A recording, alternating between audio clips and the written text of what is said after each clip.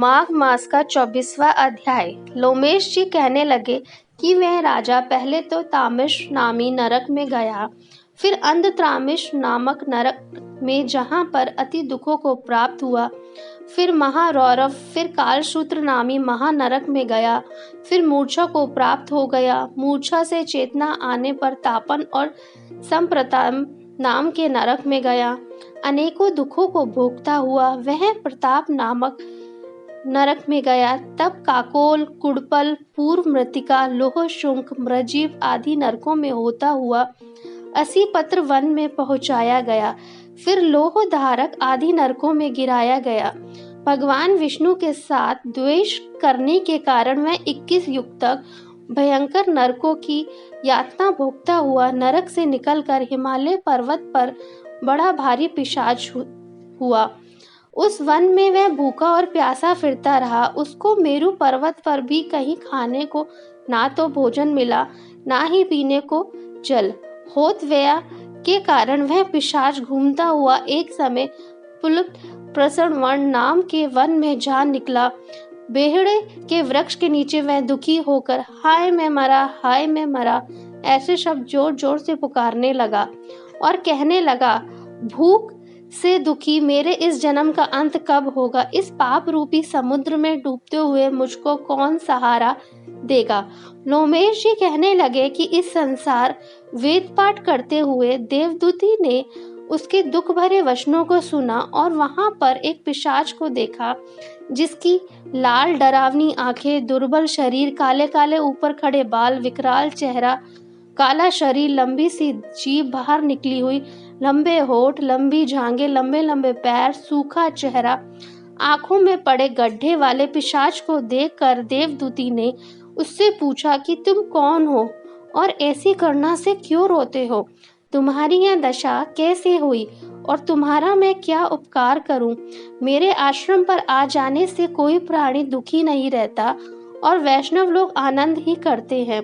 सो हे भद्र, तुम अपने इस दुख का कारण जल्दी कहो, क्योंकि विद्वान मनोरथ पाने के लिए विलंब नहीं किया करते। ऐसे वचन सुनकर प्रेत रोना बंद करके विनीत भाव से कहने लगा कि हे द्विज, किसी बड़े पुण्य से मुझे आपका दर्शन हुए हैं। बिना पुण्य के साधुओं की संगति नहीं होती। और फिर उसने पहले जन्म का वृतांत कहा कि भगवान विष्णु के द्वेष के कारण मेरी यह दशा हुई है। जिस हरि का नाम यदि अंत समय में मनुष्य के मुख से निकल जाए तो मनुष्य विष्णु पद को प्राप्त होता है।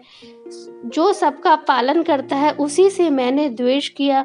यह सब मेरे कर्मों का दोष है, जिसकी ब्राह्मण तप द्वारा प्रार्थना करते हैं। ब्रह्मादि देवता, सनकादिक ऋषि जिसका मुक्ति के लिए पूछते हैं, जो आदि मध्य व अंत में विश्व का विधाता है और सनातन है, जिसका आदि मध्य और अंत नहीं, उस भगवान के साथ मैंने द्वेष किया। जो कुछ पुण्य किए मैंने पहले जन्म में किए थे, वह सब विष्णु की द्वेष रूपी अग्नि में भस्म हो गए। यदि किसी प्रकार मेरे इस पाप का नाश हो जाए तो मैं भगवान विष्णु के सिवाय किसी और देवता का पूजन नहीं करूंगा। विष्णु भगवान से द्वेष करके मैंने बहुत दिनों तक नरक यातना भोगी और पिशाच योनि में पड़ा हूँ। इस समय मैं किसी अच्छे कर्म के योग से आपके आश्रम में आया हूँ, जहाँ पर आपके सूर्य रूपी दर्शन ने मेरे दुख समान अंधकार को दूर कर दिया। अब आप कोई ऐसा उपाय बताइए जिससे यह मेरी पिशाच योनि दूर हो, क्योंकि सज्जन पुरुष उपकार करने में देर नहीं करते।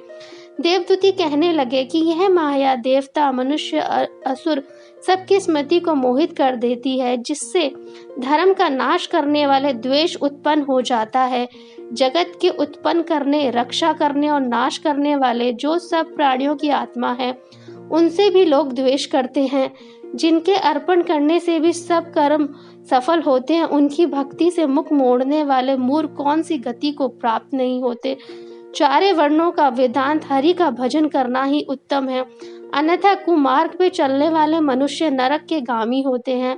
इसी कारण वेद विरुद्ध कर्मों को त्यागना चाहिए। अपनी बुद्धि से बचे हुए धर्म के मार्ग पर चलने से मनुष्य परलोक के पथ का भी नाश करते हैं। वह वेद देवता ब्राह्मणों की निंदा करते हैं, झूठे मन कल्पित शास्त्रों को मानने वाले नरक में जाते हैं। देवाधिदेव विष्णु से विमुख होने वाले नरक में जाते हैं, जैसे द्रविड़ देश का राजा नरक में गया।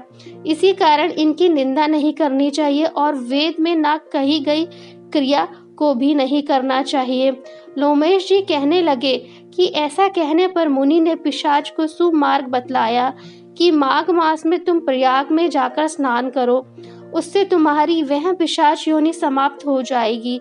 माघ मास में प्रयाग में स्नान करने से मनुष्य पहले जन्म के सब पापों से मुक्त हो जाता है। वहां पर स्नान करने से मुक्ति प्राप्त होती है। इससे बढ़कर और कोई प्रायश्चित नहीं। संसार में यह मोक्ष और स्वर्ग का खुला हुआ द्वार है। गंगा और यमुना का संगम त्रिवेणी संसार में सबसे उत्तम तीर्थ है। पाप रूपी बंधन को काटने के लिए यह कुल्हाड़ी है। कहाँ तो विष्णु, सूर्य, तेज, गंगा, यमुना का संगम और कहाँ यह तुच्छ पाप रूपी तृण की आहुति। जैसे घने अंधकार को दूर करने वाला शरद का चंद्रमा चमकता है, उसी तरह संगम के स्नान से मनुष्य पवित्र हो जाता है। मैं तुमसे गंगा यमुना के संगम का वर्णन नहीं कर सकता, जिसके जल की एक बूंद के स्पर्श से केरल देश का ब्राह्मण मुक्त हो गया। ऋषि के ऐसे वचन सुन प्रेत के मन में शांति उत्पन्न हो गई।